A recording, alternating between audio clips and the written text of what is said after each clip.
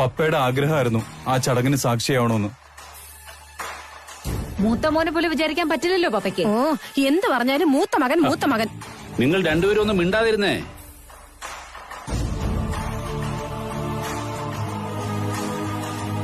സിദ്ധുട്ടാ, എന്തെങ്കിലും emergency situation ഉണ്ടായാൽ കൊടുക്കാനായിട്ട് മാറ്റി വെച്ചിരുന്നതാ. എഴുതി വെച്ചിട്ടുണ്ടായിരുന്നു.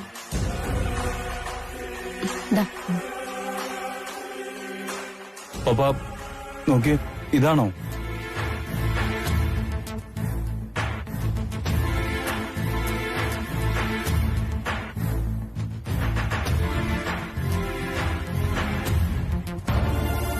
സിദ്ധുട്ടാ, ഹോസ്പിറ്റലിലോട്ട് കൊണ്ടുപോകുന്നല്ലേ നല്ലത്. ഡോക്ടർ ഇങ്ങോട്ട് വിളിച്ചു വരുത്തിയപ്പോരെ? ഡോക്ടർ അങ്കിളെ ഞാൻ കാറിൽ വെച്ച് വിളിച്ചിരുന്നു. ഈ മെഡിസിൻ കൊടുത്തു കഴിഞ്ഞ് അരമണിക്കൂർ കഴിഞ്ഞ് വിളിക്കാൻ പറഞ്ഞു. സമയത്തിനും കാലത്തിനും എന്തെങ്കിലും കഴിച്ചിട്ട് എത്ര ദിവസമായി? അതിന്റെയാ. പപ്പ, നമുക്ക് ഹോസ്പിറ്റലിൽ പോണോ? ചെസ്റ്റ് പെയിൻ ഒന്നുമില്ലല്ലോ? നീ കലശം കടലിൽ ഒഴുക്കുന്നത് നോക്കി അങ്ങനെ നിന്നപ്പോ എന്റെ തൊട്ടടുത്ത് മഞ്ജു വന്ന് നിൽക്കുന്നത് പോലെ തോന്നി.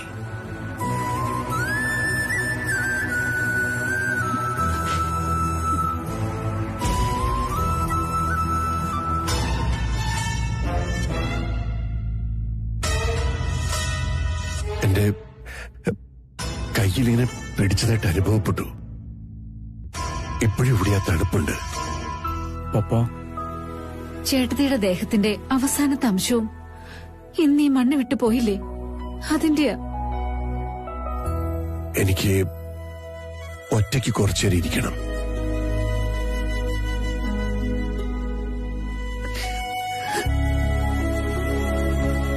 എല്ലാരും വന്നേ, വാ, നമുക്ക് അകത്തേക്ക് പോവാം.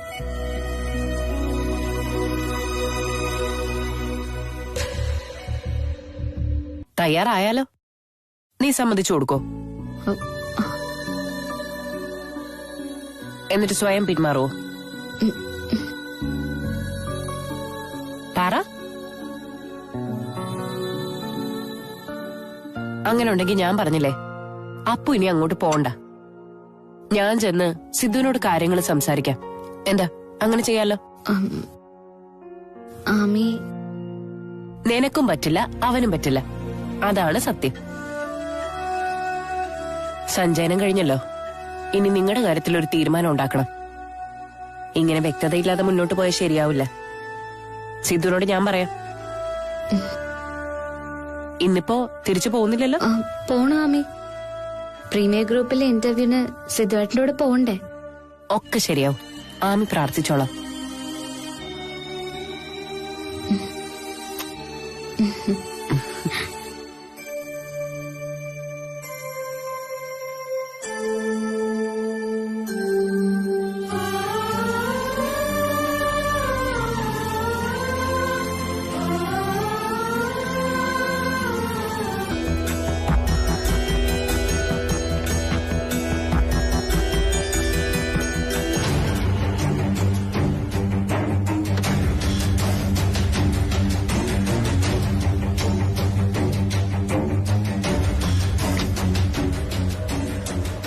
പോവാം.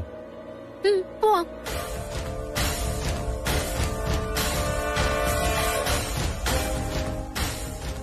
നീ എവിടെ പോവാ?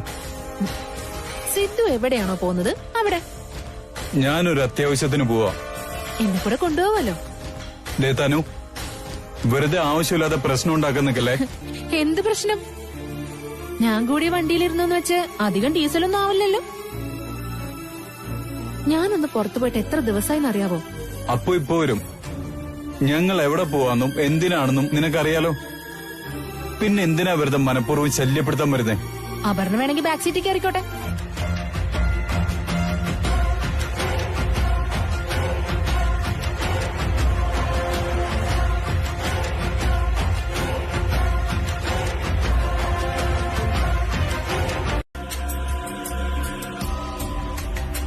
പക്ഷേ ഇപ്പൊ ക്ഷീണകാലോ.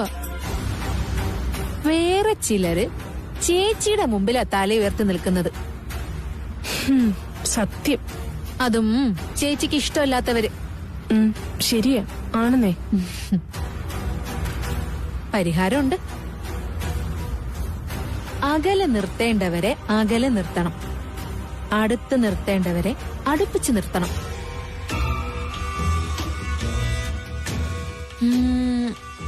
സിദ്ധുവിന്റെ അപർണയുടെയും കല്യാണം നടക്കുന്നെങ്കിൽ നടന്നോട്ടേന്ന് ചേച്ചിക്കും ശിവേട്ടനും ഇടയ്ക്ക് തോന്നിയിട്ടില്ലേന്ന് എനിക്കൊരു സംശയം. ഹസ്തരേഖ കള്ളം പറയത്തില്ല, ശാസ്ത്രം.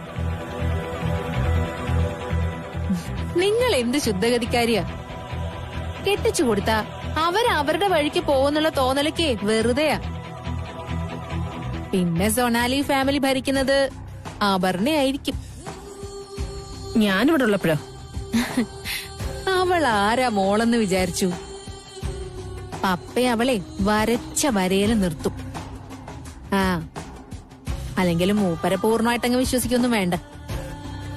സിദ്ധു മോനോട് ഇത്തിരി സ്നേഹക്കൂടുതലുണ്ട്, അത് അപർണ മുതലാക്കും. ചുരുക്കി പറഞ്ഞ സൊനാലിയുടെ കംപ്ലീറ്റ് നിയന്ത്രണവും അവൾ ഏറ്റെടുക്കും. ചേച്ചിക്കൊക്കെ താരയുടെ വില പോലും കൽപ്പിക്കില്ല അവള്. ദേ തനുശ്രീ, ഇങ്ങനെ ദേ തനുശ്രീ എന്ന് പറയാതെ വാ തനുശ്രീ നമുക്കൊരുമിച്ച് നിക്കാം എന്ന് പറ.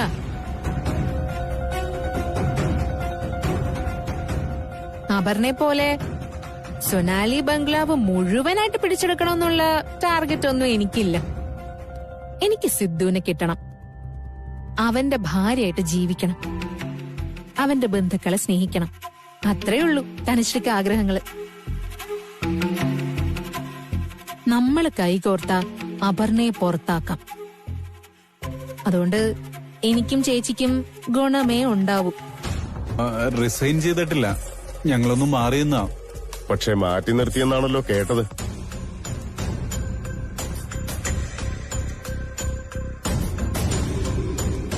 ബിസിനസ്സിൽ നിങ്ങൾ വീഴ്ച വരുത്തി, ഓഫീസിൽ അത് ഇഷ്യൂ ആയി, പോലീസ് വന്നു, ചെയർമാൻ അതിൽ ഇടപെട്ടു എന്നൊക്കെയാണ് അറിഞ്ഞത്. പറയുന്നതുകൊണ്ട് മറ്റൊന്നും തോന്നരുത്. ഓഫീസ് ടൈമിൽ MD-യുടെ ക്യാബിനിൽ നിങ്ങൾ ചിറ്റ്ചാറ്റിംഗും മറ്റും ആണെന്നാണല്ലോ കേട്ടത്. ഇതൊക്കെ വെറും അലിഗേഷൻസാ, അതിലൊന്നും യാതൊരു സത്യവുമില്ല. ഞങ്ങളെ ഒറ്റപ്പെടുത്താൻ അവിടെ മറ്റൊരു ഗ്രൂപ്പ് പ്രവർത്തിച്ചു എന്നുള്ളതാ സത്യം. ഇതൊക്കെ നമുക്ക് അങ്ങോട്ടും ഇങ്ങോട്ടും പറയാം, അല്ലാതെ ഡയറക്ടർ ബോർഡിന് മുമ്പില് ഒരു വിശദീകരണത്തിനും സ്പേസ് ഇല്ല. അതുകൊണ്ട് സൊനാലി ഗ്രൂപ്പിന്റെ മേൽവിലാസമുള്ള സിദ്ധാർത്ഥിനെയും അപർണയുമാണ് ഞങ്ങൾക്ക് വേണ്ടിയിരുന്നത്, അല്ലാതെ അവിടുന്ന് പുറത്താക്കിയവരെ അല്ല. ആ കെയർ ഓഫ് ഇപ്പോ സിദ്ധാർത്ഥിന് ഇല്ലാത്തതുകൊണ്ട് ഞങ്ങൾ മാറി ചിന്തിക്കുക. ആമി വിഷമിക്കണ്ട, വേറെ ജോലി എന്തായാലും ശരിയാവും. ശരി ആമി, ഞാൻ വയ്ക്കാണേ.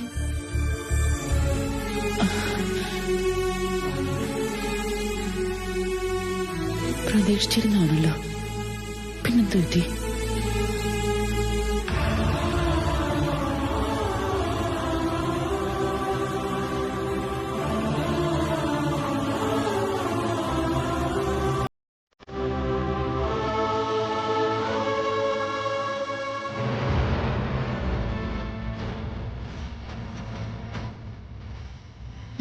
സുധീട്ടാ,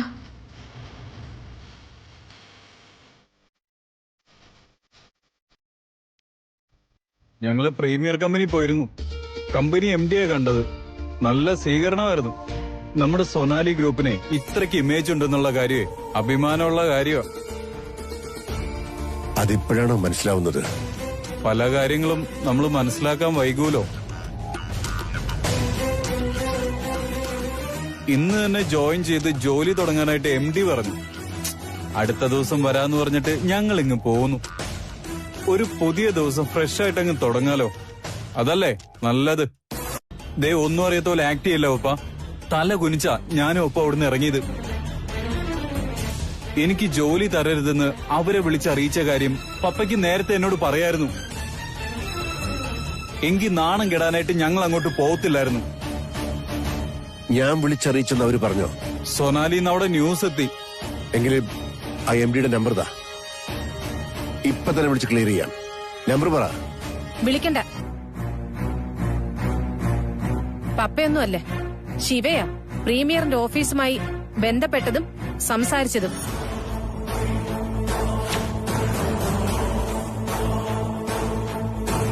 ഞാനുമായി ആലോചിച്ച് തീരുമാനം എടുത്തിട്ടാ ശിവ വിളിച്ചത്. എന്നോടുള്ള കലി തീർക്കാൻ നിങ്ങൾ എന്തിനാ സിദ്ധുവേട്ടന്റെ ചാൻസ് കൂടി ഇല്ലാതാക്കിയത്? ഇങ്ങനൊന്നും അല്ല ഒരാളോട് പ്രതികാരം ചെയ്യേണ്ടത്. ഈ കാണിച്ചത് ചതിയാ. അതിന് നിന്നെ ആര് കണക്കിലെടുക്കുന്നു? സിദ്ധു വേറൊരിടത്ത് ജോലി ചെയ്യാൻ പോകുന്നതിന് ശിവയ്ക്ക് അഭിപ്രായ വ്യത്യാസം. സിദ്ധു ബിസിനസ്സിൽ എന്തോ വലിയ പുള്ളിയാണെന്നൊക്കെ നീ ഒരു സമയത്ത് അഹങ്കരിച്ചില്ലേ? സൊണാലി ഫാബിൽ നിന്ന് എന്റെ ശിവയെ മാറ്റി നിർത്തിയിട്ടാ പപ്പ നിന്നെ MD ആക്കിയത്. അന്ന് ഞങ്ങളെ തോൽപ്പിച്ചെന്നൊരു ഭാവം ഉണ്ടായിരുന്നു നിനക്ക്. അങ്ങനെ ഒഴിവാക്കപ്പെടുമ്പോഴുള്ള ഒരു വിഷമമുണ്ടല്ലോ, അത് നീ ഒന്ന് അനുഭവിക്കണം. അതെ, വല്ലാതെ അങ്ങ് നൊന്തെങ്കിലേ നീ കൊണ്ടുപോയി കേസ്. ഭിക്ഷ തെണ്ടിയായാലും നീറ്റായിട്ട് ജീവിക്കാൻ തുടങ്ങാ ബാലു. അതുകൊണ്ട് നേരത്തെ ചെയ്ത കുറ്റം കുറ്റമല്ലാതാവൂ? ഞാൻ കുറ്റമൊന്നും ചെയ്തിട്ടില്ല സാർ. സാർ ഒരു ഹെൽപ്പ് ചെയ്യണം. ഞാൻ രഹസ്യമായിട്ടൊരു തുകയങ്ങ് തരാം. നിർത്തടാ. കൈക്കൂലി ഓഫർ ചെയ്തതിന് ഇപ്പൊ തന്നെ എനിക്ക് അറസ്റ്റ് ചെയ്യാം. സാർ, തെറ്റിയതില്ലെങ്കിൽ ഇയാൾ എന്തിനോടോ ഭയപ്പെടുന്നേ? അറിവില്ലായ്മ കൊണ്ട് ബാലു പറഞ്ഞതാ. സാർ ക്ഷമിക്കണം. സർ, യെസ് സർ, ഉടനെത്താം സർ. ഇപ്പൊ ഞാൻ പോകുന്നു. ഡീറ്റെയിൽ ആയിട്ടൊന്ന് അന്വേഷിക്കട്ടെ. മുങ്ങാനോ മറ്റോ ശ്രമിച്ചാൽ അറിയാലോ.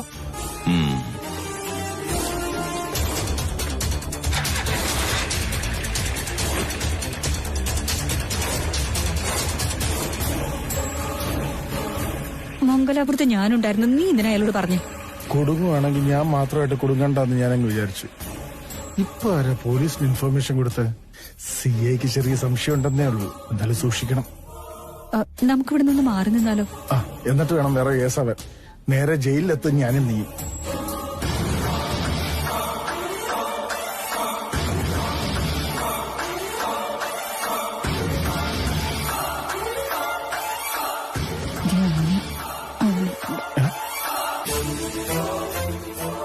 CA പറഞ്ഞത് കേട്ട് കാണുമോ?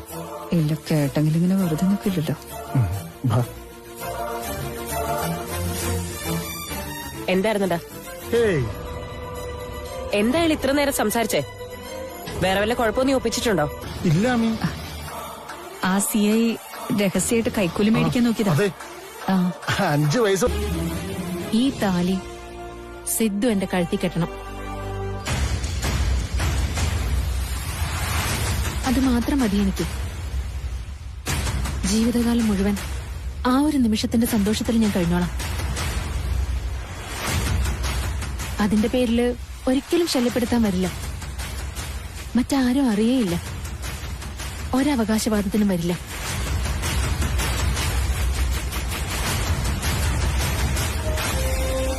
സിദ്ധു,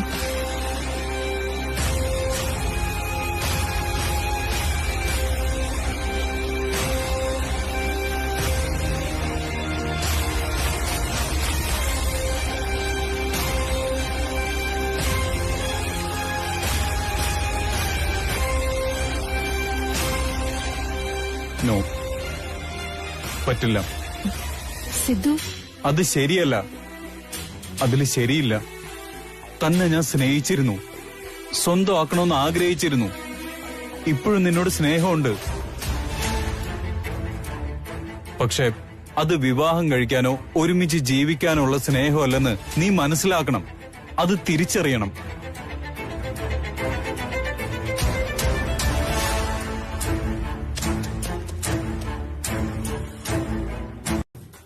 നമ്മൾ എവിടെ എടുത്ത് പ്രയോഗിക്കുന്നു എന്നതാണ് പ്രധാന സംഗതി. അതിനുള്ള സാഹചര്യം ഒത്തുവരണം. എന്തെങ്കിലും വീഡിയോ ഉണ്ടെങ്കിൽ അത് വേറെ ലെവലായിരിക്കും. പഴയ വല്ല വീഡിയോ ഉണ്ടോ? പുതിയതുണ്ടാക്കാൻ പറ്റുമെന്ന് നോക്കാം.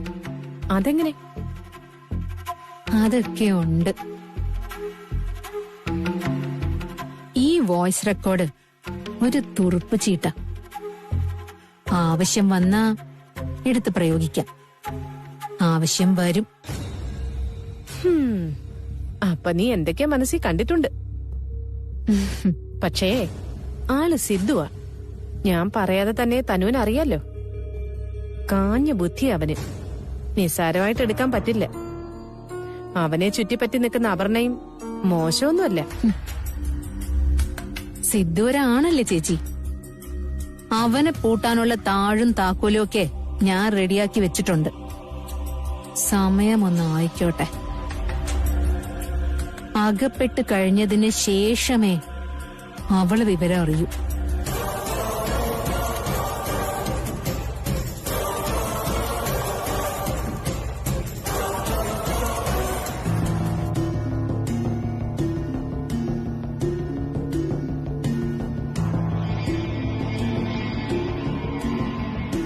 സിദ്ധേട്ടൻ പുറത്തു വരുന്നോ? ഞാനിവിടെ നോക്കിയപ്പോ കണ്ടില്ല. ഇല്ല, ഞാൻ ഇവിടെ തന്നെ ഉണ്ടായിരുന്നു. പപ്പയായിട്ട് എന്തേലും സംസാരം ഉണ്ടായോ? മുഖം വല്ലാതിരിക്കുന്നു. ഒന്നുമില്ല അപ്പു. പക്ഷേ എന്തോ ഒരു പ്രശ്നമുണ്ട്. അപ്പു, നിനക്ക് എന്താ പ്രശ്നങ്ങളല്ലേ ഉള്ളൂ? പെട്ടെന്ന് തോന്നിയൊരു ആവേശത്തിന് എന്നെ ഇങ്ങോട്ട് കൂട്ടിക്കൊണ്ട് വരണ്ടായിരുന്നു എന്ന് തോന്നുന്നുണ്ടോ സിദ്ധുവേട്ടന്? ഈ ഫ്രൈഡ് റൈസേ പാകമായിട്ട് വരുന്നുണ്ട് കുഞ്ഞ. പക്ഷേ അതിന്റെ മണം അടിച്ചിട്ട് അതിൽ ഉപ്പ് കുറവുണ്ടോന്നൊരു സംശയം. സംശയമല്ല, ശരിക്കും അതിൽ ഉപ്പ് കുറവാ.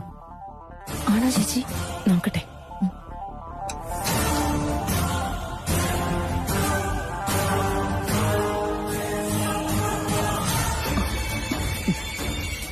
കുറവാണോ?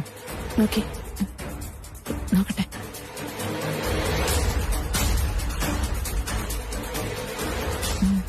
ഉപ്പ് പോരാ.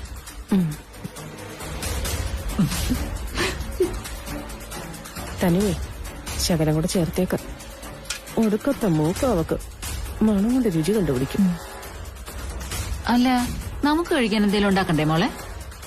ആ ഡ്യൂട്ടി എനിക്ക് വിട്ടേക്ക് കുഞ്ഞ. നമ്മൾ ഇന്ന് കഴിക്കാൻ പോകുന്നതേ തനി കേരളീയമായിട്ടുള്ള ഒരു അടിപൊളി ഐറ്റം. കഞ്ഞി. കഞ്ഞി പറ്റിയ സാധനം തന്നെ. നല്ല പൊടിയരി കൊണ്ടുണ്ടാക്കുന്ന പൊടിയരി കഞ്ഞി. അതിന്റെ കൂടെ ചുട്ട പപ്പടം, അച്ചാറ്, പിന്നെ പയറും. അത് കലക്കി. ഓർത്തിട്ട് തന്നെ വായിൽ വെള്ളം.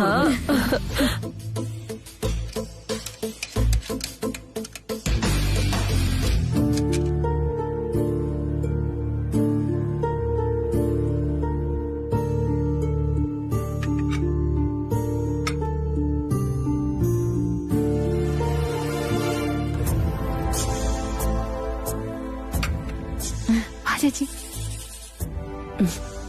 പപ്പ ഇന്ന് ഫ്രൈഡ് റൈസ് ആണേ. ഫ്രൈഡ് റൈസ് ഉണ്ടാക്കിയത് തനുശ്രീയ. പപ്പയ്ക്ക് ഫ്രൈഡ് റൈസ് ഇഷ്ടാണെന്ന് ചേച്ചി പറഞ്ഞു. വെജാണ് കേട്ടോ.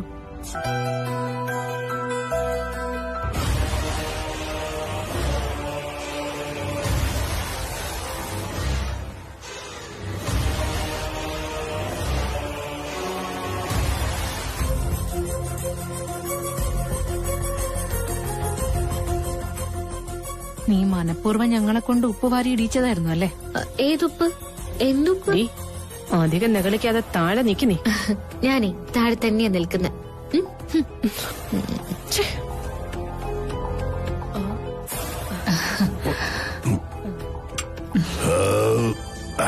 വയറ് നിറഞ്ഞു. ഇനി ഇടയ്ക്കിടയ്ക്ക് ഇങ്ങനെയൊക്കെ ആവാം. ഏട്ടാ, ഞാനൊരു കാര്യം പറഞ്ഞാ ദേഷ്യാവരുത്. ഇതൊന്നും ഉണ്ടാക്കിയത് ഞാനല്ല, അപ്പുമോളാ.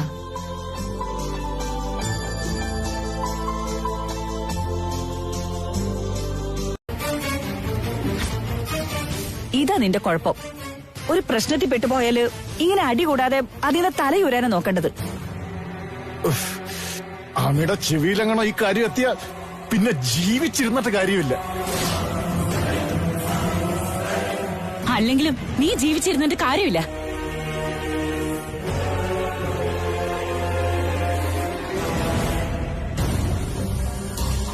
എല്ലാം ഞാൻ കേട്ടു.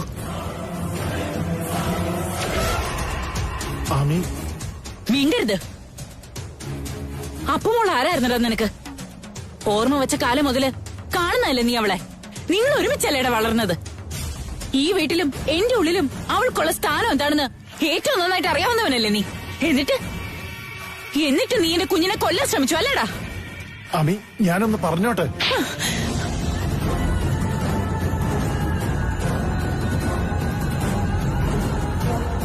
മനുഷ്യനാണോടാ നീ? എന്റെ വയറ്റിൽ പിറന്ന ഞാൻ വളർത്തിയ ബാലു ഇതല്ല. എനിക്ക് നിന്നെ ഇനി കാണണ്ട. ഈ നിമിഷം ഇവളെ വിളിച്ചോണ്ട് ഈ വീട്ടിൽ നിന്ന് ഇറങ്ങിക്കോണം. പൊക്കോടാ, എങ്ങോട്ടെങ്കിലും പൊക്കോ. താഴെ മാത്തുണ്ട്, അവരാരും അറിയരുത്. നീ പോയില്ലെങ്കിൽ ഞാൻ പോലീസിനെ വിളിച്ച് നിന്നെ ഏൽപ്പിച്ചു കൊടുക്കും. അതിനു മുമ്പ് പൊയ്ക്കോടെ ഇവിടുന്ന്. അയ്യോ അമ്മി, അമ്മി എന്നെ ഇനിയും തല്ലിക്കോ, എന്ത് ശിക്ഷ വേണമെങ്കിലും തന്നോ, പക്ഷേ എനിക്ക് മാപ്പ് തരണം. അന്നത്തെ എടുത്തുചാട്ടത്തിന് അങ്ങനെയൊക്കെ സംഭവിച്ചു പോയതാ. കുറ്റബോധമാ ഇപ്പൊ എന്റെ മനസ്സ് നിറയെ. ചെയ്തു പോയ തെറ്റിന് ഞാൻ ശിക്ഷ മൊത്തം അനുഭവിച്ചേ അമ്മി. ഈ വീടും അഡ്രസ്സും ഒന്നും ഇല്ലാത്തവരായില്ലേ. എത്ര നാൾ ഒളിവി കഴിഞ്ഞു. വിഷപ്പടക്കാൻ വേണ്ടി തടിമില്ലി ദിവസക്കൂലിക്ക് പണിയെടുക്കേണ്ടി വരെ വന്നിട്ടുണ്ട്. നീ ചെയ്ത തെറ്റിനെ അതൊന്നും ഒരു ശിക്ഷയല്ല. പുറം ലോകം കാണാതെ ജയിലിൽ കിടക്കേണ്ടവനാ നീ. ഇല്ല, എനിക്ക് ക്ഷമിക്കാൻ കഴിയില്ല. പോലീസിനെ വിളിക്കാൻ പോവാ ഞാൻ.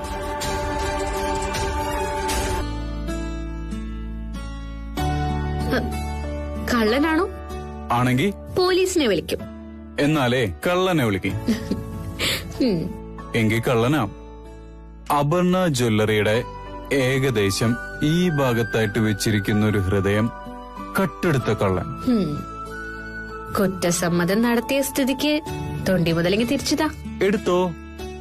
വേണ്ട, കള്ളനോട് വിശാല ഹൃദയമുള്ള അപ്പു ക്ഷമിച്ചിരിക്കുന്നു. ഓക്കേ. അല്ല അത് പോട്ടെ, ഇത് രാത്രിയാണെന്ന് അറിയാമോ? അറിയാം. ഞാൻ ഈ റൂമിൽ ഒറ്റയ്ക്കാണെന്ന് അറിയോ? അതും അറിയാം. പിന്നെ എന്തിനാ പൊന്നുമോൻ ഇങ്ങോട്ട് കേറി വന്ന്? ശരി ശരി ശരി, ഞാൻ എന്നാ പോയേക്കാം. അങ്ങനെ അങ്ങ് പോവാൻ വരട്ടെ. എന്നാലേ എന്നോട് പറ, എന്ത്? ഈ രാത്രിയില് നമുക്ക് ഈ റൂമിൽ കിടക്കാം സിദ്ധുവേട്ടാന്ന്. വിളച്ചില് പറയാനേ അറിയൂ. വിളച്ചില് പറയാൻ മാത്രമല്ല, കാണിക്കാനും അറിയാം. എന്നോട് വിളച്ചില് കാണിക്കണ്ട. അതെ, ഞാൻ ഇങ്ങോട്ട് വന്നപ്പോ ഒറ്റയ്ക്ക് എന്ന് എന്ത് സ്വപ്നം കണ്ടത്? പിന്നെ സ്വപ്നം ഒറ്റയ്ക്കല്ലാതെ 2-3 പേർക്ക് ചേർന്ന് കാണാൻ പറ്റുമോ മാഷേ? 2 പേര് നിന്ന് കാണുന്ന ഒരു സ്വപ്നമുണ്ട്. ആ സ്വപ്നത്തിന്റെ പേരാണ് ദാമ്പത്യം.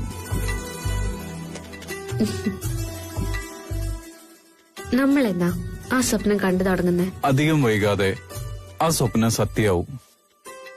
സത്യമാവണം.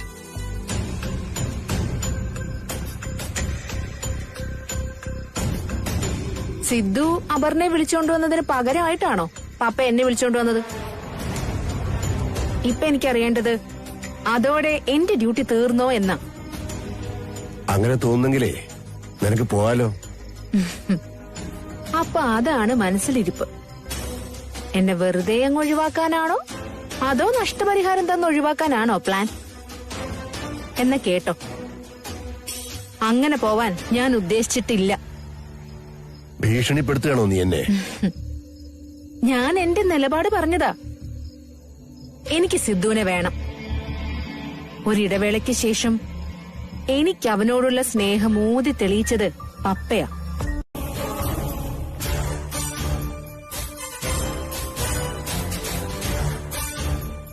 എന്താ സാർ? നമുക്ക് സ്റ്റേഷൻ വരെ ഒന്ന് പോയാലോ? അന്നത്തെ പിന്നെ ബാലു ജില്ല വിട്ട് പുറത്തൊന്നും പോയിട്ടില്ല സർ. അന്ന് സാറ് വന്നപ്പോ നമ്മളതെല്ലാം സംസാരിച്ച് സോൾവ് ആക്കിയതല്ലേ? ആര് സോൾവ് ചെയ്തു? നിങ്ങൾ നേരിട്ട് വന്ന് സ്റ്റേഷനിൽ റിപ്പോർട്ട് ചെയ്യണമായിരുന്നു. ചെയ്തോ? സമയം കളയാതെ വന്ന് ജീപ്പി കയറ്. അയ്യോ സർ. സാർ, ഞാൻ വക്കീലിനെ ഒന്ന് വിളിച്ചോട്ടെ? അതൊക്കെ പിന്നെ.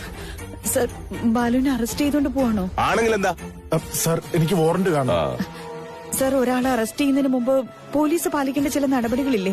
അതൊക്കെ അറിഞ്ഞുകൊണ്ട് തന്നെ യൂണിഫോം ഇട്ടുകൊണ്ട് നടക്കുന്നത്. താരിഖ് കാണിച്ചിട്ട് പിന്നെ ന്യായം പറയുന്നു. വന്നേ സാർ, ഞാൻ ഈ ഡ്രസ്സെങ്കിലും ഒന്ന് മാറിക്കോട്ടെ സാർ? അതുവരെ ഞാൻ വെയിറ്റ് ചെയ്യണോ? വാങ്ങോട്ട്. അമി, നീ കുഴപ്പം കാണിച്ചിട്ടല്ലേ? ഞാൻ എന്ത് ചെയ്യാനാ? വാ ഇങ്ങോട്ട്. എന്താ അമ്മ ഇതൊക്കെ? എനിക്കൊന്നും അറിയില്ല കുഞ്ഞെ. ഇനി തിരിച്ചു വരാന്ന് കരുതണ്ട. മംഗലാപുരത്ത് വെച്ച് നീ ആളെ കൊല്ലാൻ ശ്രമിച്ചതിന് തെളിവ് കിട്ടിയിട്ടുണ്ട്. സ്റ്റേഷനിൽ ചെന്ന ഉടനെ അറസ്റ്റ് രേഖപ്പെടുത്തും. പിന്നെ ബാലശങ്കർ പുറലോകം കാണില്ല. പ്രിയ, പിടിച്ചു കയറ്റടോ.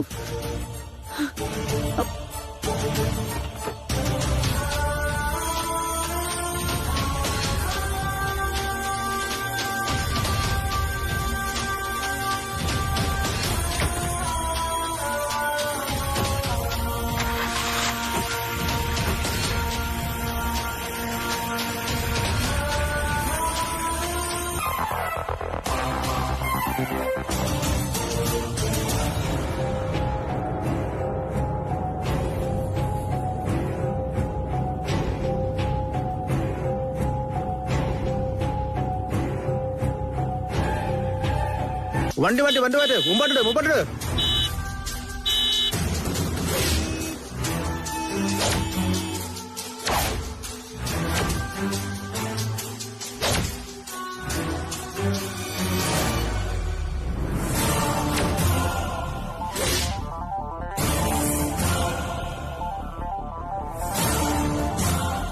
സഹവൻ എന്തു പറ്റി?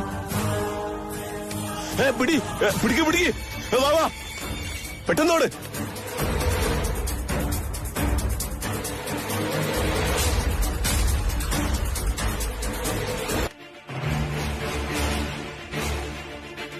എവിടെ അവൻ? എന്താ സാറേ? ബാലശങ്കർ എവിടെ? ഇങ്ങോട്ട് വന്നില്ലേ? ഇല്ല. അയ്യോ, സാറല്ലേ ബാലുവിനെ ഇവിടുന്ന് കൊണ്ടുപോയത്? അവൻ ഞങ്ങളെ വെട്ടിച്ച് കടന്നു കളഞ്ഞു.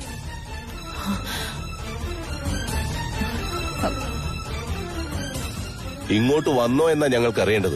ഇല്ല, വന്നില്ല. ഇയാളെ വിളിച്ചോ അവൻ? സാറിന് വേണമെങ്കിൽ എന്റെ ഫോൺ പരിശോധിക്കാം. വലിയ ഷോ കാണിച്ചല്ലേ ബാലുവിനെ സാർ ഇവിടുന്ന് കൊണ്ടുപോയത്. എന്നിട്ട് ആളെവിടെ? പോലീസിന്റെ കയ്യിൽ നിന്ന് അവൻ രക്ഷപ്പെട്ടെങ്കിൽ അത് നിങ്ങളുടെ പിടിപ്പുകേടാ. സാറ് സമാധാനം പറയേണ്ടി വരും. അധികം ഓവർ സ്മാർട്ട് ആവണ്ട. മംഗലാപുരം വിഷയത്തിലെ ഇയാൾക്ക് പങ്കുണ്ടെന്ന് ഞങ്ങൾക്ക് ഇതുവരെ വിവരം കിട്ടിയിട്ടില്ല. എന്തെങ്കിലും സൂചന കിട്ടിയാ അപ്പ അറിയാം. അവൻ എവിടെ മുങ്ങിയാലും ഞാൻ പൊക്കിയിരിക്കും. ഇവിടെ വന്നാലോ ഫോൺ ചെയ്താലോ ആ നിമിഷം എന്നെ അറിയിച്ചിരിക്കണം.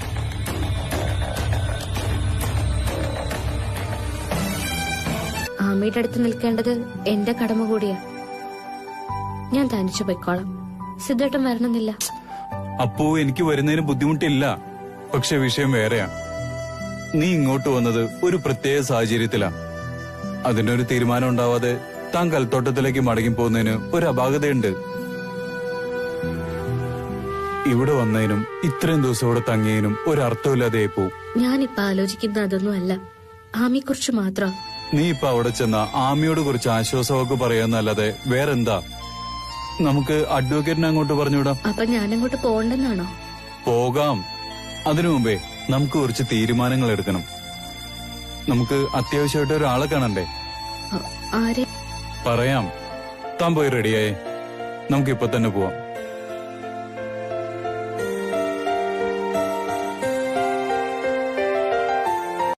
മമ്മിയുടെ ഏറ്റവും വലിയ ആഗ്രഹമായിരുന്നു ഞങ്ങളുടെ വിവാഹം. അത് നടത്തേണ്ടത് എന്റെ കടമയാണെന്ന് തോന്നി. ഞാൻ അത്രേ ആലോചിച്ചുള്ളൂ.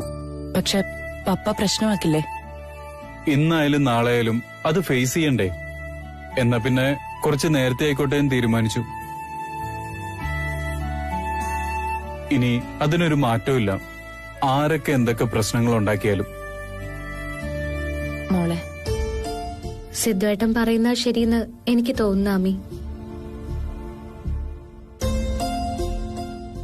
ബാലുവിന്റെ വിഷയം ശരിക്കും എന്താ ആമി? അതേപ്പറ്റി ഒന്നും ചോദിക്കണ്ട മോനെ. ഞാൻ ഇനി അത് ആലോചിക്കുന്നില്ല. എല്ലാം ഒന്ന് നേരായി വരുമെന്ന് വിചാരിച്ചതാ. നേരെ അവനോ ഒരിക്കലുമില്ല. മോളിനി അവന്റെ കാര്യം എന്നോട് ചോദിക്കല്ലേ. എനിക്കൊന്നും പറയാനില്ല. ഒരു സന്തോഷം വരുമ്പോ അതിലും വലിയ സങ്കടം മറുവശത്തുണ്ടായിരിക്കും. എന്റെ ജാതക ഗുണം അത്. കല്യാണത്തിന്റെ ബാക്കി കാര്യങ്ങൾ നമുക്ക് പിന്നെ സംസാരിക്കാം. അപ്പോ എന്റെ കൂടെ സോനാലിയിലേക്ക് വരട്ടെ. ഇനി എന്തിനാ അങ്ങോട്ട് വരുന്ന മോനെ? കല്യാണം കഴിയുന്നത് വരെ അവൾ ഇവിടെ നിൽക്കട്ടെ. അതല്ല അമ്മി, വീട്ടിലെ ഇവളുടെ മുമ്പിൽ വെച്ച് എനിക്ക് ഈ കല്യാണം എല്ലാരെയും അറിയിക്കണം. മറ്റൊരാളൂടെ ഉണ്ടല്ലോ ഇപ്പൊ അവിടെ. മനസ്സിലായി. പോയിട്ട് വരാം. ശരിയാണ്. ശരി.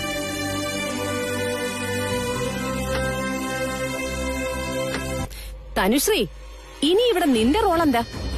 ഇവന്റെ കല്യാണത്തിന് മംഗളപത്രം വായിക്കാനാണോ നീ ഇവിടെ നിൽക്കുന്നത്?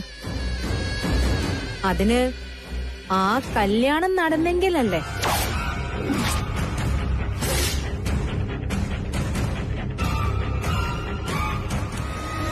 ചുമ്മാതെ പേടിപ്പിക്കല്ലേ കൊച്ചേ. ചുമ്മാ ഞാനൊരു കാര്യം പറയില്ല കുഞ്ഞ. കല്യാണം ഞാൻ നടത്തിക്കില്ല. നിന്റെ നിലപാട് ഇതായിരിക്കുമെന്ന് എനിക്കറിയാമായിരുന്നു. അതുകൊണ്ട് തന്നെയാ തീരുമാനിച്ചത് പോലെ 11-ാം തീയതി അപർണ മുരളിയുടെ കഴുത്തിൽ സിദ്ധാർത്ഥ് നാരായണൻ താലി കെട്ടിയിരിക്കും. രഹസ്യമായിട്ടല്ല, പരസ്യമായിട്ട് തന്നെ. പപ്പ ഇതൊന്നും കേൾക്കുന്നില്ലേ?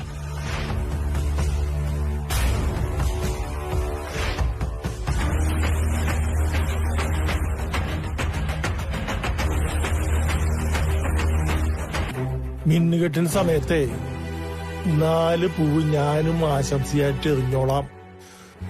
ആഹാ, ചെലവ് കുറച്ചുള്ളൊരു വിവാഹമാണെന്നുള്ളതൊരു ആശ്വാസമാണ്. ഇപ്പഴാ എന്റെ അച്ഛനായത്.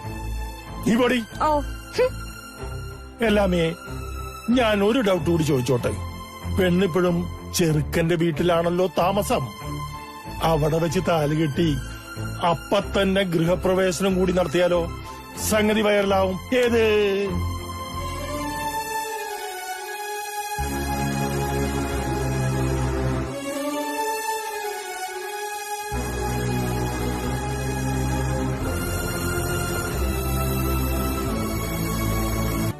അത്രയ്ക്ക് ബോറിനായ ഒരു അച്ഛനാണ് ഞാനെന്ന് സുന്ദരന് തോന്നുന്നുണ്ടോ?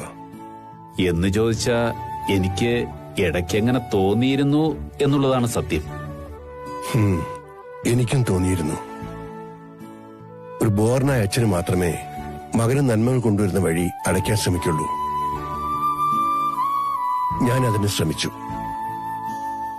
അപർണയും സിദ്ധുവുമായിട്ടുള്ള അടുപ്പത്തിന് ആദ്യം ഗ്രീൻ കാർഡ് കാണിച്ചത് ഞാനാ.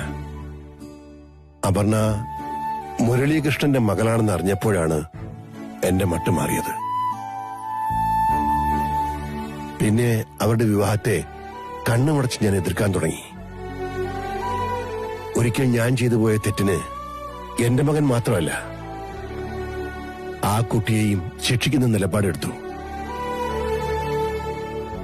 എന്റെ ഭൂതകാലം എന്നെ വേട്ടയാടുന്നതിന് ആ കുട്ടിക്ക് എന്ത് വേണം? ചേട്ടാ ഇപ്പൊ തീരുമാനം മാറ്റിയല്ലോ, ഇനിയിപ്പൊ പഴയതൊക്കെ മറക്കണം. ആ, മറന്നു.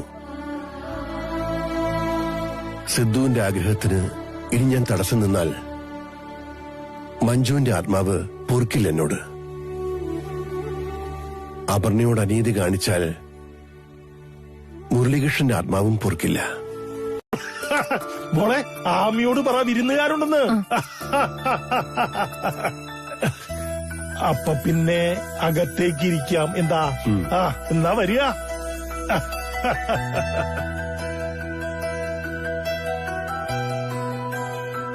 നമസ്കാരം.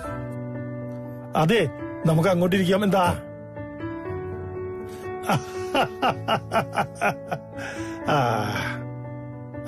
ഇരിക്കൂ. ഞാൻ ചായ ഇടാം. ചായ ഒന്നും ഇപ്പൊ വേണ്ട. ആമി ഇങ്ങോട്ടിരിക്കേ.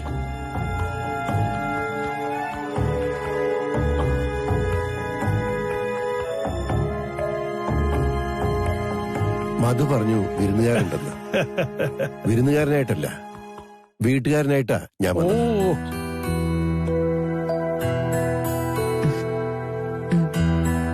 കാര്യങ്ങൾ അറിഞ്ഞുവെങ്കിലും വരന്റെ അച്ഛനെന്ന നിലയ്ക്ക് ഔപചാരികമായിട്ട് വന്ന് സംസാരിക്കേണ്ടതിന്റെ ആവശ്യമുണ്ടെന്ന് തോന്നി. ജോത്സ്യനെ കണ്ടത് മുഹൂർത്തം കുറിപ്പിച്ചതും വധൂവരന്മാര് നേരിട്ടാണല്ലോ. അതാണ് ന്യൂജൻ സമ്പ്രദായം. അപ്പൊ കാര്യങ്ങൾ അങ്ങനെയൊക്കെയാണ്. മരിച്ച് 16-ന്റെ അന്ന് പോലെ കഴിയുമെങ്കിലും 41 ദിവസത്തേക്ക് ചില ചിട്ടകൾ നോക്കണം. സിദ്ധുവിന് അമ്പലത്തിൽ കയറാൻ പാടില്ല. മരിച്ചത് അമ്മയല്ലേ. അതുകൊണ്ട് കല്യാണം ഇവിടെ വെച്ചാവാം. കല്യാണ സദ്യക്ക് നേരത്തെ പറഞ്ഞു വെച്ച ആളുണ്ട്, വിളിച്ച് ചാരുവാക്കട്ടെ. ആർഭാടൊന്നും വേണ്ട മധു. ഇവിടെ അത്യാവശ്യത്തിനുള്ള സൗകര്യങ്ങളൊക്കെ ഉണ്ടല്ലോ, അത് മതി. ഞങ്ങൾ അധികം ആളെയൊന്നും കൂട്ടുന്നില്ല. ഇവിടെ ഇപ്പൊ അത് തന്നെയാ ഉദ്ദേശിക്കുന്നത്. ആളെണ്ണൊക്കെ നമുക്ക് പിന്നെ ഫിക്സ് ചെയ്യാലോ. പിന്നെ അപർണയ്ക്ക് മരിച്ചുപോയ അച്ഛനും അമ്മയും അല്ലാതെ ബന്ധുക്കളായിട്ട് മറ്റാരുമില്ലേ? മുരളിക്കും ബിന്ദുവിനും ഓരോ സഹോദരിമാരാ ഉള്ളത്.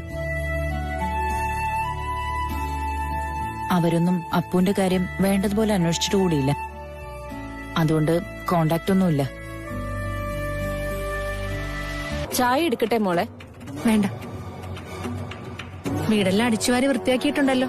പൊടി പോലും ഇല്ല കണ്ടുപിടിക്കാൻ. സിദ്ധുവിന്റെ വീട്ടിൽ നിന്നിട്ട് പ്രത്യേകിച്ച് ആവശ്യമൊന്നും ഇല്ലാത്തതുകൊണ്ട് ജലജേച്ചിയോട് ഞാൻ വീട്ടിൽ പോകാൻ പറഞ്ഞത്. ഞാൻ വിചാരിച്ചു എന്റെ ആവശ്യം കഴിഞ്ഞു. വലിയ വിഷമായി പോയി. ചേച്ചിയുടെ സേവനം ഇനിയാണ് വേണ്ടത്. എന്നാലും മോളെ, ഇത്രയും സ്നേഹിച്ചിട്ടെ കല്യാണം അവര് തമ്മിലോ? അതിപ്പോഴത്തെ തീരുമാനം. അപ്പൊ കല്യാണം നടക്കൂലേ? നടക്കും. ജലജേച്ചി, എന്തോ? നമ്മൾ തമ്മിൽ പരിചയപ്പെട്ടിട്ട് എത്ര നാളായി? 1 മാസം കഴിഞ്ഞു. ചേച്ചിക്ക് എന്നോട് സ്നേഹമുണ്ടോ? ഉണ്ട്. അതല്ലേ വേറെ വർക്ക് നോക്കാതിരുന്നത്. അപ്പോ വർഷങ്ങളായിട്ട് സിദ്ധുവിനെ സ്നേഹിക്കുന്ന എന്റെ കാര്യം ഒന്ന് ആലോചിച്ച് നോക്കിയേ ചേച്ചി. ആക്സിഡന്റിൽ തലയ്ക്ക് അടികിട്ടി അബോധാവസ്ഥയിൽ കിടക്കുന്ന സമയത്തും എന്റെ ചെവിയിൽ മുഴങ്ങിയ ഒരേ ഒരു ശബ്ദം സിദ്ധുവിന്റേതായിരുന്നു. ഓർമ്മശക്തി തിരിച്ചു കിട്ടിയപ്പോ ആദ്യം മനസ്സിൽ തെളിഞ്ഞു വന്ന മുഖവും സിദ്ധുവിന്റേതായിരുന്നു. അപ്പോഴാ ഞാൻ അറിയുന്നത് വർഷങ്ങൾ കടന്നു പോയിരിക്കുന്നുവെന്ന്. എങ്ങനെയും സിദ്ധുവിന്റെ അടുത്തെത്തണമെന്ന് ആഗ്രഹിച്ചിരിക്കുമ്പോ എന്നെ തേടി പപ്പ എത്തി. അങ്ങനെ ഞാൻ ഇവിടെ വന്നു. അപ്പോഴത്തേക്ക് സിദ്ധു സാറ് വേറെ വർക്ക് പിടിച്ചില്ലേ? ഞാൻ പറഞ്ഞതിൽ തെറ്റുണ്ടോ മോളെ? ഇല്ല, ശരിയാ. ചേച്ചി പറഞ്ഞത് ശരിയാ. ആ വർക്കിലേക്ക് സിദ്ധുവിനെ കൂട്ടിക്കൊണ്ടു പോവുമായിരുന്നു അപർണ. അവന്റെ ചേട്ടത്തി എല്ലാം പറഞ്ഞു. ഞാൻ എന്നേക്കുമായി വിട്ടുപോയതാണെന്ന് തെറ്റിദ്ധരിച്ച് സിദ്ധു പാനിക്കായത്രേ. എന്നുവച്ചാ മാനസികമായിട്ട് പ്രശ്നത്തിലായിന്ന്. ആരോടും മിണ്ടാതായി സൊനാലി ബംഗ്ലാവിലെ ഒരു മുറിയിൽ ഒതുങ്ങിക്കൂടി. ചെറിയ കാര്യങ്ങൾക്ക് പോലും ദേഷ്യം പിടിച്ചു. എല്ലാവരുമായിട്ടും വഴക്കിട്ടു. ട്രീറ്റ്മെന്റ് വരെ വേണ്ടി വന്നു. മമ്മിയോട് മാത്ര കുറച്ചെങ്കിലും അടുപ്പുണ്ടായത്. ആ സമയത്ത് അപർണ അവന്റെ ജീവിതത്തിലേക്ക് കയറി വരുന്നത്. അത് ഒടുക്കത്തെ വരവായി പോയി. അപർണയുടെ പ്രസൻസ് അവനിൽ മാറ്റം ഉണ്ടാക്കി. അവര് തമ്മിൽ അടുത്തു. എന്റെ സ്ഥാനത്ത് അവൾ സ്വയം പ്രതിഷ്ഠിച്ചു. അതൊന്നും പക്ഷെ എന്റെ കുഴപ്പം കൊണ്ടല്ല. മോള് വേറെ വർക്കും പിടിച്ചില്ല. അതുകൊണ്ട് എനിക്ക്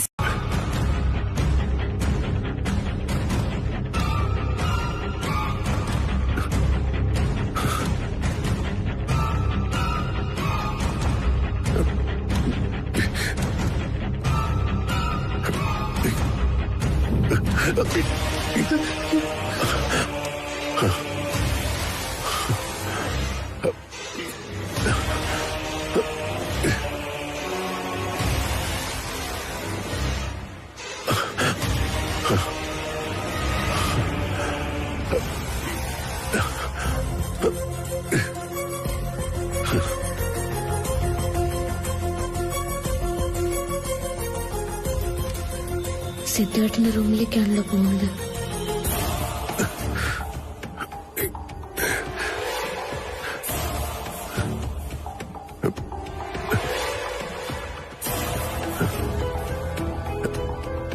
സിദ്ധു,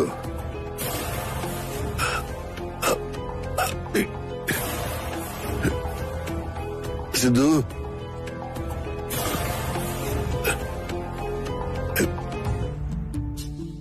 നീ ഉറങ്ങിയിട്ടില്ലെന്ന് മനസ്സിലായി. ഞാൻ കുടിച്ചിട്ട് വന്നതല്ല പ്രതിഷേധം കാണിക്കാൻ നീ തിരിഞ്ഞു കിടന്നതല്ലേ? ഓക്കെ,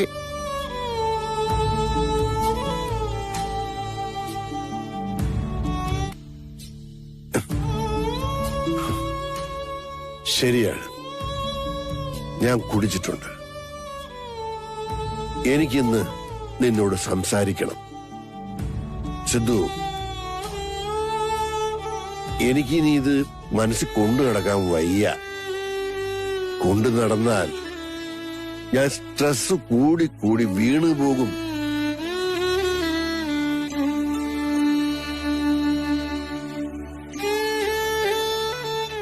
നിന്നോട് ഞാൻ മനസ്സ് തുറക്കുന്നതിന് കാരണമുണ്ട്. എന്ത് കാരണം? നീയാണ് അപർണയെ കെട്ടാൻ പോകുന്ന ആള്. പപ്പയ്ക്ക് ബോധമുണ്ട്. നല്ല ബോധത്തോടെയാ സംസാരിക്കുന്നത്. സിദ്ധു കേൾക്കണം. മുരളീകൃഷ്ണൻ, ഭാര്യ ബിന്ദു, അതായത് അപർണയുടെ പേരൻസ്, അവരുടെ മരണത്തെക്കുറിച്ചാ എനിക്ക് പറയാനുള്ളത്.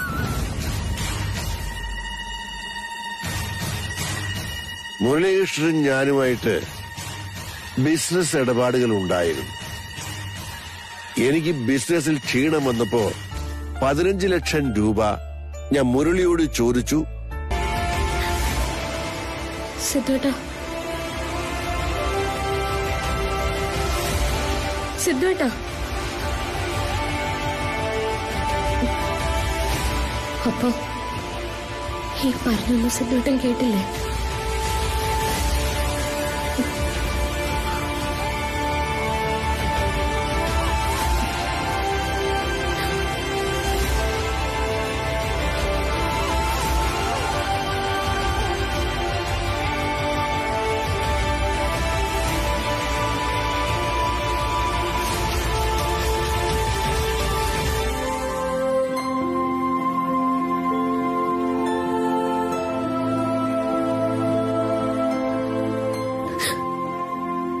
സുഖമായിട്ട് കിടന്നുറങ്ങുന്ന കണ്ടില്ലേ? മനസ്സിൽ കെട്ടിന്നതെല്ലാം പെയ്തൊഴിഞ്ഞല്ലോ. ഇനി ഉറങ്ങാം. ഉറക്കം നഷ്ടപ്പെട്ടത് എനിക്ക്. ഇതൊക്കെ മനസ്സിൽ വെച്ച എന്നോട് ഇങ്ങനെയൊക്കെ പെരുമാറിയത്. എന്നിട്ടിപ്പോ മാനസാന്തരം വന്നിരിക്കുന്നു. ഈ കുറ്റബോധം കൊണ്ട് നഷ്ടപ്പെട്ടു പോയ എന്റെ അച്ഛനെ അമ്മ തിരിച്ചു തരാൻ പറ്റൂ?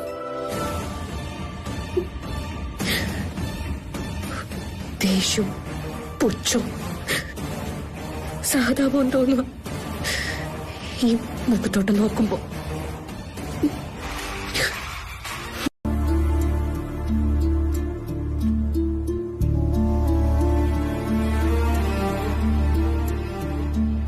ആഹാ, ഇതെന്താ ഡ്രസ്സൊക്കെ പാക്ക് ചെയ്ത്? ഞാൻ കൽത്തോട്ടത്തിലേക്ക് പോവാ. അതെന്താ പെട്ടെന്ന് അങ്ങനെ? ഇന്നലെ രാത്രി വരെ പോകുന്നതിനെ കുറിച്ചൊന്നും പറഞ്ഞില്ലല്ലോ. രാവിലെ എനിക്കങ്ങനെ തോന്നി. എന്നിട്ട് തീരുമാനം എടുക്കുന്നതിന് മുമ്പ് എന്നോട് ജസ്റ്റ് ഒന്ന് ആലോചിക്കാൻ ഞാൻ എന്താ? എന്തോ പ്രശ്നമുണ്ട്. അപ്പു എന്നോട് തുറന്നു പറ. അപ്പോ എന്റെ മുഖത്തേക്ക് നോക്കിയേ. പ്രശ്നം എന്തെങ്കിലും ഉണ്ടെങ്കിൽ ഞാൻ പറയില്ലേ? 11-ാം തീയതിയാ നമ്മുടെ കല്യാണം. അന്ന് സിദ്ധുവേട്ടൻ എന്നെ എവിടുന്നാ കല്യാണം കഴിച്ചോണ്ട് വരേണ്ടത്? എന്റെ വീട്ടിൽ നിന്നല്ലേ. 10-ാം തീയതി ഞാൻ ഇവിടുന്ന് അങ്ങോട്ട് പോയാ മതിയോ? അവിടെ ഒരുക്കവും ചടങ്ങും ഒക്കെ വേണ്ടേ? കല്യാണപ്പെണ്ണ് എവിടെയെന്ന് ആരെങ്കിലും ആമിയോട് ചോദിച്ചാ ആമി അവരോടൊക്കെ എന്ത് മറുപടി പറയും? ചെറുക്കിന്റെ വീട്ടിലാണെന്നോ? ചോദിക്കാനും കളിയാക്കാനും പുറത്തുനിന്ന് അവിടെ ആരും വേണ്ട. കൊച്ചച്ഛൻ തന്നെ ഇടയ്ക്കിടയ്ക്ക് ആമിയോട് ചോദിക്കുന്നുണ്ടാവും. കല്യാണം തന്നെ വേണമെന്ന് ഒന്നുകൂടി ആലോചിക്കണം എനിക്ക്. അപ്പോ നീ പറഞ്ഞതൊക്കെ ശരിയാ. പക്ഷെ ഇനിയും ദിവസങ്ങളുണ്ടല്ലോ. അതോ തനുശ്രീ ഇന്നലെ പോയതുകൊണ്ടാണോ നീയും പോവാന്ന് വിചാരിക്കുന്നേ? അതും ഇതുമായിട്ട് എന്തിനാ കൂട്ടിക്കൊഴിക്കുന്നത്? പിന്നീടായാലും ഞാൻ കൽത്തോട്ടത്തിലേക്ക് പോകേണ്ടതല്ലേ? അപ്പൊ എന്നാ നാളെ പോവാം. ഇന്നും കൂടെ ഇവിടെ നിൽക്ക്. നമുക്ക് പുറത്തു പോയി ഫുഡൊക്കെ കഴിച്ച്. എനിക്ക് പോണം സിദ്ധുവേട്ടാ.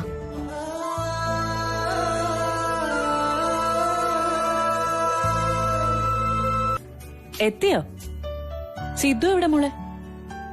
വീട്ടിലുണ്ട്. നീ തനിച്ചാണോ വന്നത്? ഓട്ടോറിക്ഷയിൽ വന്ന് ലാൻഡ് ചെയ്യുമായിരുന്നു.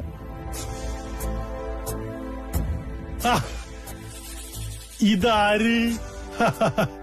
ഇനി കല്യാണം വരെ ഇവിടെ ഉണ്ടാവോ അതോ വീണ്ടും ഭർത്തൃഗൃഹത്തിലേക്ക് പോവോ? ഞാൻ പോണെന്നാണോ കൊച്ചൻ പറയുന്നത്?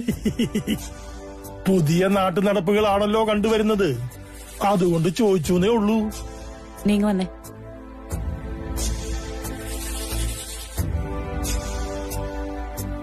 നമ്മളെന്താച്ചാ ചേച്ചിക്ക് കല്യാണത്തിന് കൊടുക്കുന്നേ? ഓ, നമ്മൾ എന്തോന്ന് കൊടുക്കാനാ? സ്വർണ്ണായിട്ടാണോ പണമായിട്ടാണോ കൊടുക്കുന്നേന്നാ ഞാൻ ചോദിച്ചേ. സ്വർണമായിട്ടാണെങ്കിലേ ഒരു 5 പവനെങ്കിലും കൊടുക്കണം. പണമാണെങ്കിലോ ഒരു 5 ലക്ഷം രൂപയെങ്കിലും കൊടുക്കണം. അത് കുഴപ്പമില്ല. പക്ഷേ പ്രഭയുടെ തറവാടിന്റെ പുനർനിർമ്മാണം നടക്കുന്നതുകൊണ്ട് നല്ല ഞെരുക്ക. ശരിക്ക് പറഞ്ഞാല് ഒന്നും കൊടുക്കാൻ അച്ഛന് വകുപ്പില്ല, അതുകൊണ്ട് ഒന്നും കൊടുക്കുന്നില്ല. നാണക്കേടല്ലേ അച്ഛാ? എന്ത് നാണക്കേട്? ദേ പരീക്ഷ വരുന്നത്, പോയിട്ട് പഠിക്കടി, പഠിക്കേ. അപർണ പോയി അവളുടെ വീട്ടിലേക്ക്. എന്തെങ്കിലും പ്രശ്നമുണ്ടായിട്ട് പോയതാണോ? അല്ല, കല്യാണത്തിന് അവിടുന്ന് വേണ്ടേ ഇങ്ങോട്ട് എഴുന്നള്ളിക്കാൻ അവളെ. അവർക്കേ മിന്നുകെട്ടൊക്കെ വെറും ഒരു ചടങ്ങ് മാത്രമാ. ഇപ്പോഴേ ഭാര്യ ഭർത്തക്കന്മാരെ പോലെ അല്ലേ ജീവിക്കുന്നത്. അതെ, തനുശ്രീക്ക് കേക്കണം, ഇന്നലെ രാത്രിയിലെ അവള് സിദ്ധുവിന്റെ റൂമിലായിരുന്നു. ആ വെളുപ്പിനെ ഞാൻ നോക്കിയപ്പോഴേ അവന്റെ മുറിയിന്ന് പാത്തും പതുങ്ങിയൊക്കെ ഇറങ്ങി പോകുന്നു. അതത്ര ശരിയല്ലല്ലോ, ഞാൻ വിടുവോ? രാവിലെ അടുക്കളയില് ഞാൻ സുജാത കുഞ്ഞമ്മയുടെ മുമ്പിൽ വെച്ച് തന്നെ ചോദിച്ചു. എന്നിട്ട് അവളെന്തു പറഞ്ഞു? അയ്യോ, സിദ്ധുവേട്ടനോട് കഥ പറയാൻ പോയതാണെന്ന്. ഞാൻ ശരിക്കങ്ങ് കൊടുത്തു. അതുകൊണ്ടാണോ എന്തോ കുറച്ചു സമയം കഴിഞ്ഞപ്പോ ബാഗും എടുത്തോണ്ട് ഇറങ്ങിപ്പോയി. അതൊക്കെ പോട്ടെ, നിന്റെ പ്ലാൻ എന്താ? വല്ലതും നടക്കുവോ? നടക്കും. വെയിറ്റ് ആൻഡ് സീ എന്ന് നീ എന്നോട് പറഞ്ഞിട്ടല്ലേ പോയത്? എന്ന് വരെ വെയിറ്റ് ചെയ്യണം? 11-ാം തീയതി വരെ. അന്ന് കല്യാണമല്ലേ? സദ്യ ഉണ്ണാൻ വേണ്ടി വെയിറ്റ് ചെയ്യണോ നീ? ആരുടെ ഊണാണ് അന്ന് മുടങ്ങാൻ പോകുന്നതെന്ന് നമുക്ക് കാണാം.